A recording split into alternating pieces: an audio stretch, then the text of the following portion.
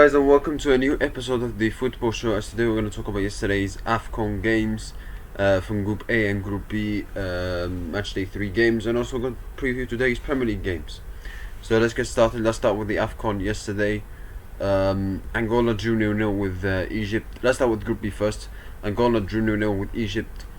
Zimbabwe lost 3-2 to South Africa, as Egypt win the group.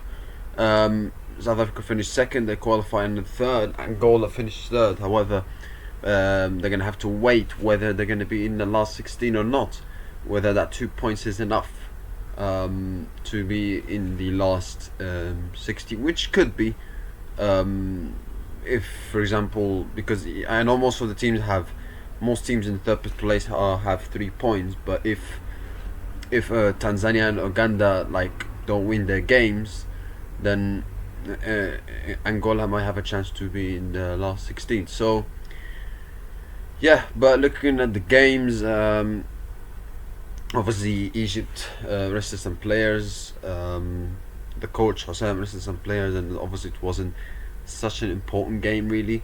You can see the squad depth though. However, I would say you can see the squad depth of Egypt is not absolutely stellar. It's not absolutely amazing. It's not a great squad. We don't have, you can clearly see that this squad is not as good as, let's say, Morocco, Nigeria, or Algeria in terms of squad depth. So this is one of the problems that showed maybe in this game for Egypt. And it wasn't a wonderful performance to watch, but at the end of the day it didn't matter much because Egypt finished first and they qualify. Angola, for most of the game, they create chances, and I'd say that they had like 1 or 2 chances where maybe they should have scored, big chances. So yeah, so kind of a missed opportunity I think from Angola's side to not win this game.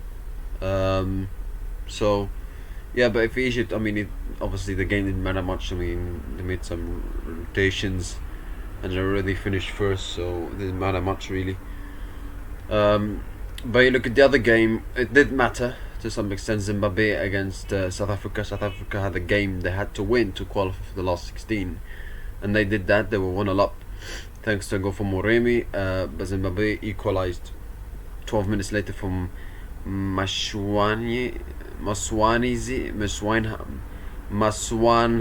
yeah. 1-1 in the second half, but then the second half South Africa scored 2 goals, a goal and a penalty, a goal from Lyle Foster. Zimbabwe, they got a goal actually, another equalizer. This time came from an own goal, but South Africa 9 minutes later they responded with a winning goal in the penalty.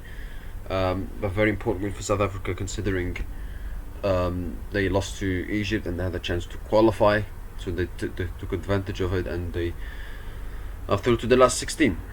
And then you go to Group A games. Zambia against Morocco. Morocco won 3-0 against Zambia.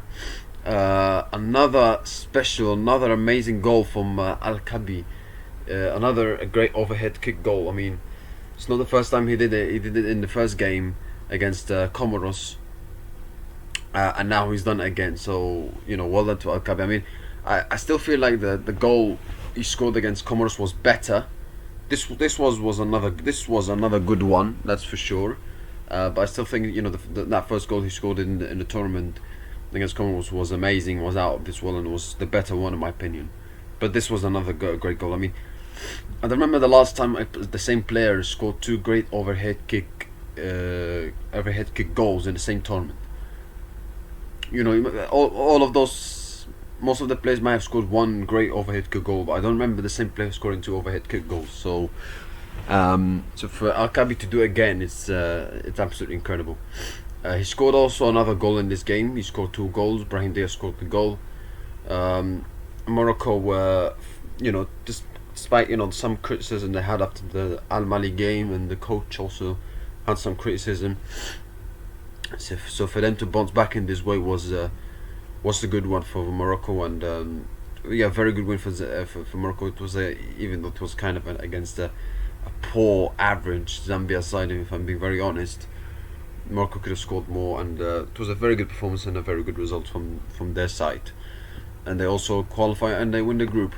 Comoros drew 0-0 with Mali, who went down to Temin, but that was enough for Mali to qualify. You know, they didn't win a game in the group stage. They got 3 points, but they qualified. They finished second. Morocco finished first. They win the group. So the 4 teams confirmed qualified from Group A, B, Morocco, Mali, Egypt, and South Africa. The other teams who qualify from other groups are Nigeria, and also Algeria as well. So yeah, still to all to play for group in group the group that has Senegal and Congo, which is Group D, and also to play for in the Group F. So you look at the confirmed matches in African Cup of Nations last 16. You know, Egypt are going to play the team in third place, who finishes third place in A, C, or D, and that could be Comoros, that could be Tanzania or Uganda, and the D could be Benin.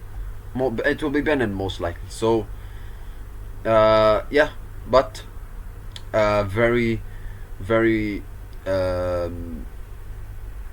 obviously those 4 teams, like I said, they mentioned they qualified. Still, hasn't confirmed yet who they're gonna face each other.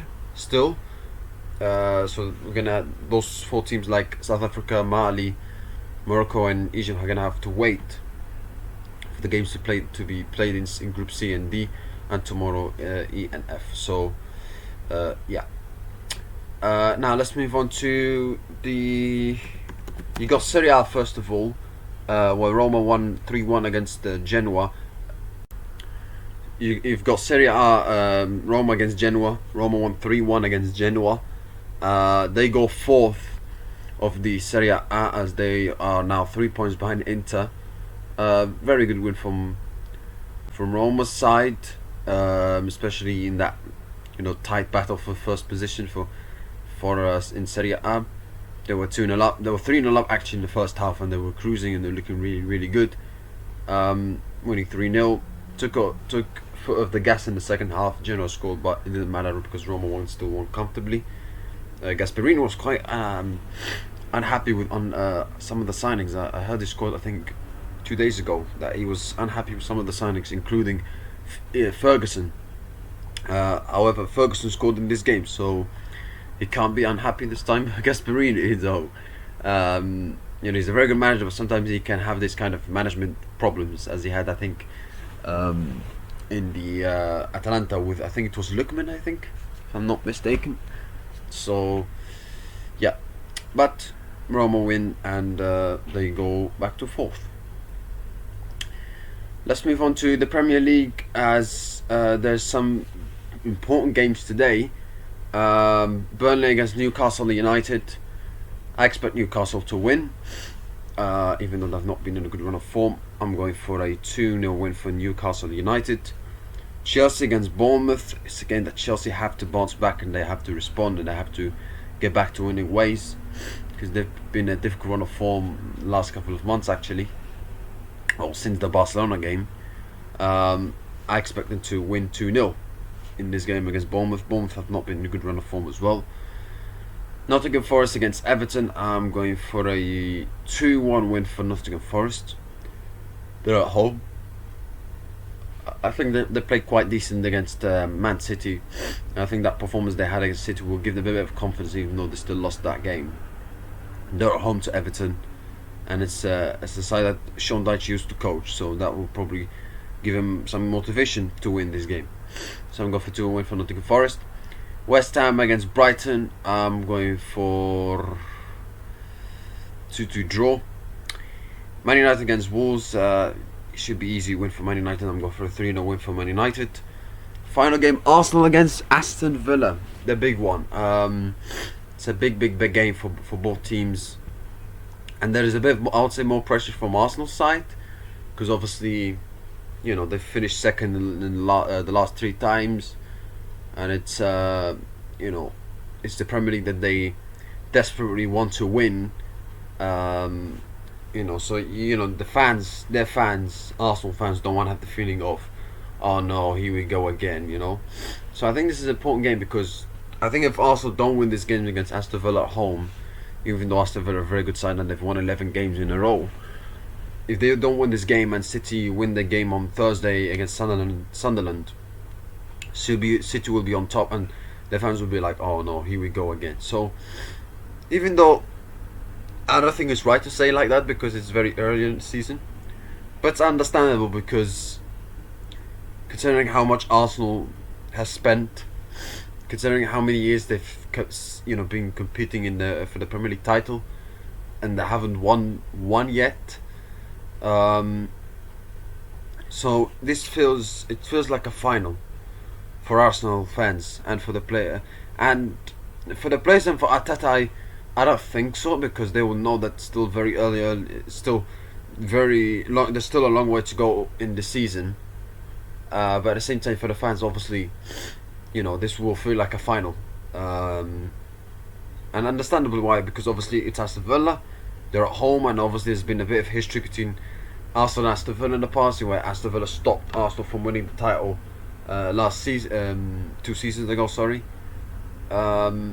And obviously Unai Emery, who used to manage Arsenal, and Arsenal fans don't like Unai Emery, and Unai Emery's done a fantastic job at Aston Villa, and he won 11 games in a row, and he was also the manager of Villarreal when he knocked Arsenal out of the Europa League seasons ago. So yeah, so I understand why. Obviously it's a very important game for more important for us. I think for Aston Villa, I mean, if they lose this game, I don't think it's the end of the world because they've had a great season so far, and they're not expected to win the league. And as I said before, I think if Aston Villa win this game, or even get a draw, because they will not be that far away from Arsenal and from City if they get a draw in this game, then you could say they're in a title race. However, I still maintain the general point of view is that they don't have the squad to keep it going over a 38 game campaign. That's my opinion. And they're gonna miss some crucial players in this game. Aston Villa, Kamara. However, I think they can manage it. Whereas I think the more important, miss that's gonna be put more of a blow to Aston Villa is Matty Cash, and they're gonna have to play Lucas Dean, I think. So I think they're gonna lose something with that one. Not with all due respect to Lucas Dean, he's an experienced fullback, but I think Matty Cash, with the quality that he has defensively and offensively, I think it will be a miss for Aston Villa in this game.